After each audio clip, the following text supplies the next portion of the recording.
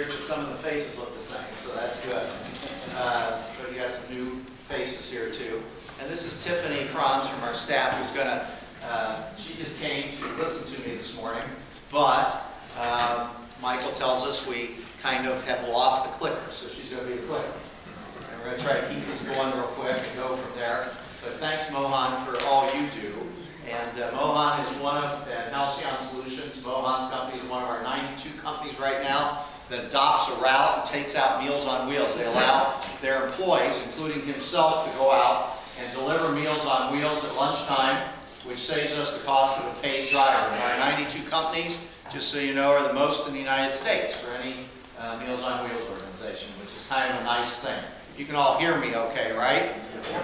Okay, I figured so. So what we're going to talk about today, and what they asked me to talk about today, is a little bit about us, but more about what not-for-profits are doing going forward, what the trends are, how we're taking care of ourselves in this age of sequester and funding losses. So we're going to talk about trends, and especially about social entrepreneurship, which is a very fancy term that we'll get into here. But anyway, we're 115 years old this year. That's our founder, Catherine Nelson Black. Ladies, in 1898, could you vote? No. No. You weren't allowed to vote yet. She's founding agency. She also went on and found 2 more agencies here in town. Very wonderful woman, and she's in the Ohio Citizens Hall of Fame. We nominated her a couple years ago. But she said, she founded us in those days to take care of those that nobody else pays any attention to. Back in 1898, there wasn't a lot of other stuff. There wasn't disaster relief and daycare and all this other stuff, and how to fight, and groups that fought diseases. So we did all that, and we continue to do that today. So here's some of the stuff we do, and I know it's a laundry list, and you probably can't see it in the back. Most of you know us from Meals on Wheels, but the point to this slide is we try to do anything we can to keep the senior or medically challenged individual, 2 groups, independent and in their own home through nutrition and healthcare. Simple enough. And some of these groups on here, Nick, go back for a second. Pardon me. Namely, Madison County Meals on Wheels, Project Open Hand, the Columbus Cancer Clinic, which Carrie also founded, the oldest free cancer clinic in the United States, and Impact Safety have actually been independent agencies of their own who have merged into us over the course of the last 10 years. And that, so you know, is a trend also in our world. It's trying to combine groups so that we save backroom costs and can get more services to clients. The greatest example of that we'll get to in a minute, but there's some odd stuff down here. If you're not aware, pet care.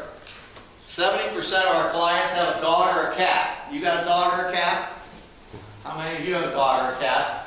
I think you'd agree that if you were by yourself in a house alone, that dog or cat becomes the security system, the social worker, the best friend, the depression counselor, right? But the people that we service don't drive, and they're low income. About 98% of our 15,000 clients are below the federal poverty level. 70% live on under $1,000 a month income, which is a Social Security check. Okay? They can't afford the most efficient way to buy that food, which is that 100-pound bag of dog food. So basically, we have no money for this. But we get the dog food and the cat food donated, and we actually have on weekends 24 now routes that do nothing to deliver pet food to people. Then we also have groups that come in and they pick up the pet, they take it to a vet clinic that we're working with, have the oil changed, and take it back. Okay? And that's pretty cool, isn't it? So it's something we try to do for people, and maybe you've heard me on TV. How many of you have seen me on TV asking for fans in the summertime? A few of you, I'm very sorry you have to put up with that, but that's okay. But fans are very important. And if you're not familiar, Franklin County is one of the only counties in the middle of the United States, forgetting San Diego and Boston and stuff, one of the only counties in the middle of the United States that hasn't had a heat-related death the last 4 years. Now, we can't prove anything, but I got to tell you, we're the only ones collecting fans. Okay, you go to Lowe's, buy a fan for 20 bucks, we take it out to somebody.